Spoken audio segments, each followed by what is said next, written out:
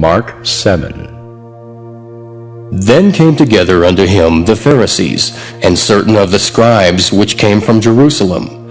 And when they saw some of his disciples eat bread with defiled, that is to say, with unwashen hands, they found fault. For the Pharisees and all the Jews, except they wash their hands oft, eat not, holding the tradition of the elders.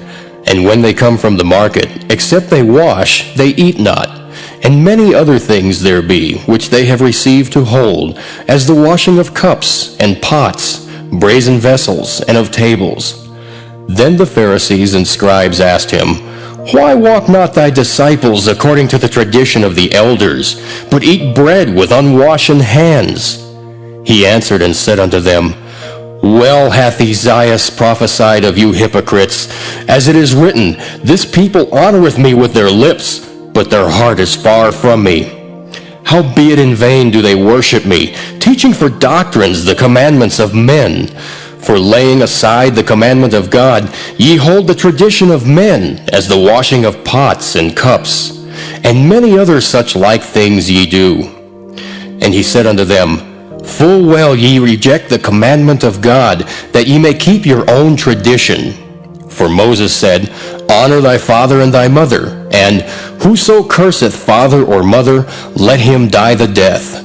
But ye say, If a man shall say to his father or mother, It is Corban, that is to say, a gift, by whatsoever thou mightest be profited by me, he shall be free. And ye suffer him no more to do aught for his father or his mother, making the word of God of none effect through your tradition which ye have delivered, and many such like things do ye. And when he had called all the people unto him, he said unto them, Hearken unto me every one of you, and understand. There is nothing from without a man that entering into him can defile him, but the things which come out of him, those are they that defile the man. If any man have ears to hear, let him hear.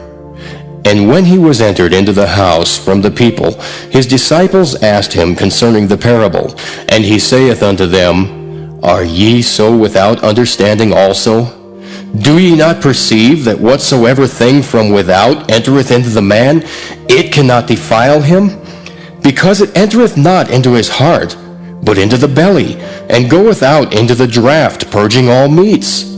And he said, That which cometh out of the man, that defileth the man. For from within, out of the heart of men, proceed evil thoughts, adulteries, fornications, murders, thefts, covetousness, wickedness, deceit, lasciviousness, an evil eye, blasphemy, pride, foolishness.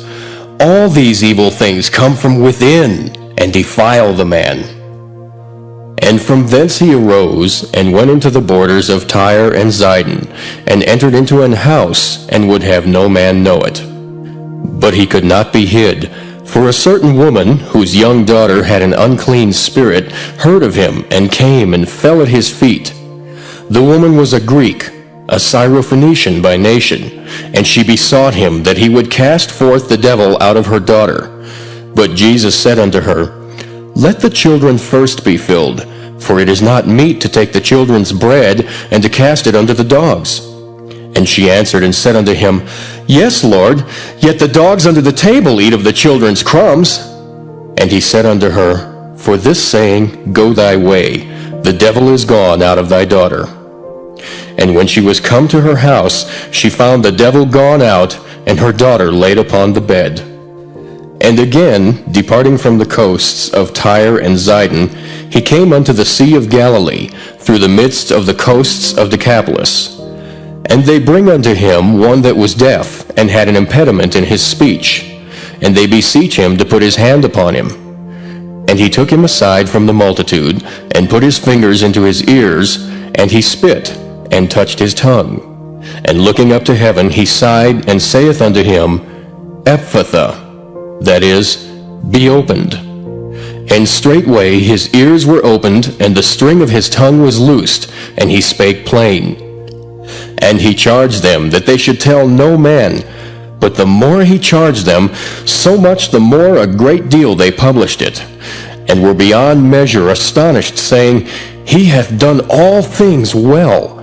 He maketh both the deaf to hear, and the dumb to speak. Mark 8. In those days, the multitude being very great, and having nothing to eat, Jesus called his disciples unto him, and saith unto them, I have compassion on the multitude, because they have now been with me 3 days, and have nothing to eat. And if I send them away fasting to their own houses, they will faint by the way, for divers of them came from far. And his disciples answered him, From whence can a man satisfy these men with bread here in the wilderness? And he asked them, How many loaves have ye?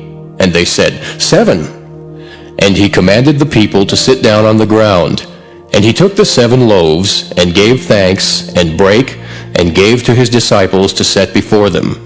And they did set them before the people. And they had a few small fishes, and he blessed, and commanded to set them also before them. So they did eat, and were filled. And they took up of the broken meat that was left 7 baskets. And they that had eaten were about 4,000. And he sent them away. And straightway he entered into a ship with his disciples, and came into the parts of Dalmanutha. And the Pharisees came forth, and began to question with him, seeking of him a sign from heaven, tempting him. And he sighed deeply in his spirit, and saith, Why doth this generation seek after a sign?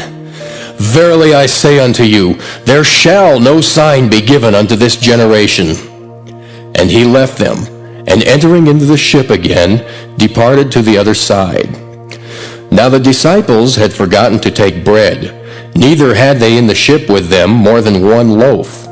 And he charged them, saying, Take heed, beware of the leaven of the Pharisees, and of the leaven of Herod. And they reasoned among themselves, saying, It is because we have no bread. And when Jesus knew it, he saith unto them, Why reason ye, because ye have no bread? Perceive ye not yet, neither understand? Have ye your heart yet hardened? Having eyes, see ye not? And having ears, hear ye not? And do ye not remember? When I brake the 5 loaves among 5,000, how many baskets full of fragments took ye up? They say unto him, 12. And when the 7 among 4,000, how many baskets full of fragments took ye up? And they said, 7. And he said unto them, How is it that ye do not understand? And he cometh to Bethsaida, and they bring a blind man unto him, and besought him to touch him. And he took the blind man by the hand, and led him out of the town. And when he had spit on his eyes, and put his hands upon him, he asked him if he saw aught. And he looked up and said, I see men as trees, walking. After that he put his hands again upon his eyes, and made him look up. And he was restored, and saw every man clearly. And he sent him away to his house, saying, Neither go into the town, nor tell it to any in the town. And Jesus went out, and his disciples, into the towns of Caesarea Philippi. And by the way he asked his disciples, saying unto them, Whom do men say that I am? And they answered, John the Baptist. But some say Elias, and others one of the prophets. And he saith unto them, But whom say ye that I am? And Peter answereth and saith unto him, Thou art the Christ. And he charged them that they should tell no man of him. And he began to teach them that the Son of Man must suffer many things, and be rejected of the elders, and of the chief priests and scribes, and be killed, and after 3 days rise again. And he spake that saying openly. And Peter took him, and began to rebuke him. But when he had turned about, and looked on his disciples, he rebuked Peter, saying, Get thee behind me, Satan, for thou savorest not the things that be of God, but the things that be of men. And when he had called the people unto him with his disciples also, he said unto them, Whosoever will come after me, let him deny himself, and take up his cross, and follow me. For whosoever will save his life shall lose it. But whosoever shall lose his life for my sake and the gospel's, the same shall save it.